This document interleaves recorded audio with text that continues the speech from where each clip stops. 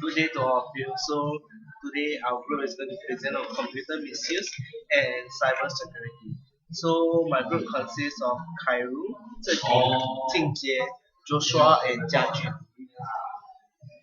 Okay, so now we will be talking about Computer Misuse and Cybersecurity Act, also known as CMCA, an act to make provision for securing computer materials against unauthorized access or modification, to require or authorize the takings of measures to ensure cybersecurity, and for matters related thereto. It brings changes as the following slide. Okay, so now we'll talk about the measures and requirement. The minister is now empowered to issue a certificate to direct a person or an organization to adopt measures or comply with requirements necessary to prevent, detect, or to counter a threat to a computer service, or class of computers or computer services. This power only applies where the threat relates to the national security, essential services, defense, or foreign relations of Singapore. So next will be measures and requirements made paramount. The new measures or requirements refers to above overrides any obligations, limitations, rights, privilege, or immunity imposed and or confined by any law, contract, or rules of professional conduct. The above also applies to any direction given by a specific person for the purpose of taking any measure or complying with any requirement given by the minister.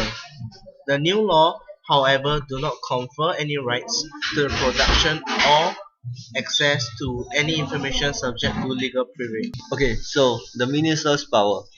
Requiring or authorizing a specific person to direct another person to provide information necessary to identify, detect, or counter any threats.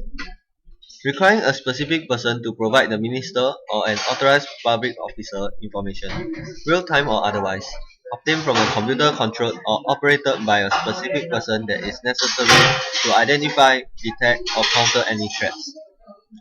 Requiring a specific person to provide to the minister or an authorized public officer a report of a breach, or an attempt breach, or security fitting to description specific in the minister's certificate, and enabling a specific person to exercise power under Section 39 and 40 of the Criminal Procedure Code, Cap 68, 2012 edition, in fulfillment of his obligations. Okay, now we'll talk about erecting a safeguard. Any information obtained by a specific person can only be used or disclosed in the following circumstances. 1. To prevent, detect, or counter a threat. 2. To inform any police officer or law enforcement authority of a commission of an offence under the Act or any other written law. Or number 3. To comply with a requirement of a court, the Act, or any other written law. In all other circumstances, the person from whom information is obtained or the third party to whom confidential information belongs must give written permission to use or disclose the information. A person who fails to comply with the above will be liable on conviction to a fine not exceeding $10,000 or to imprisonment for a term not exceeding 12 months or to both. Alright, next we'll talk on criminalization. A specific person who failed to comply with the minister's directions without reasonable excuse will be guilty of an offence and be liable on conviction to a fine not exceeding 50,000 or to imprisonment for a term not exceeding 10 years or to both.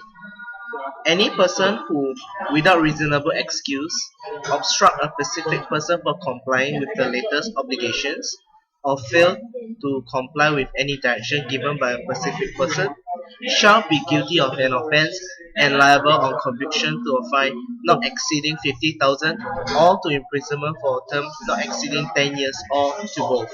Now for the learning points. We learned that we should be ethical and not misuse cyberspace. Cyber threats may threaten national interest or national security. To prevent, detect, or counter cyber attacks that may threaten our national security, essential services, defense, or foreign relations, the Singapore government is taking measures to prevent or minimize such cases. As we become more dependent on cyberspace, we are also facing new risks and vulnerabilities. While some of us has yet to personally experienced being cyber attacked, we need to be aware that there is an increase in number of cyber attacks across the world, and they can disrupt daily lives and threaten our nation's security, economic, public health, and safety. Alright, so here is our reference with Singapore Statute summary of change to the CMAC and the Ministry of Home Affairs. So that's all for our slides. Thank you, and the end.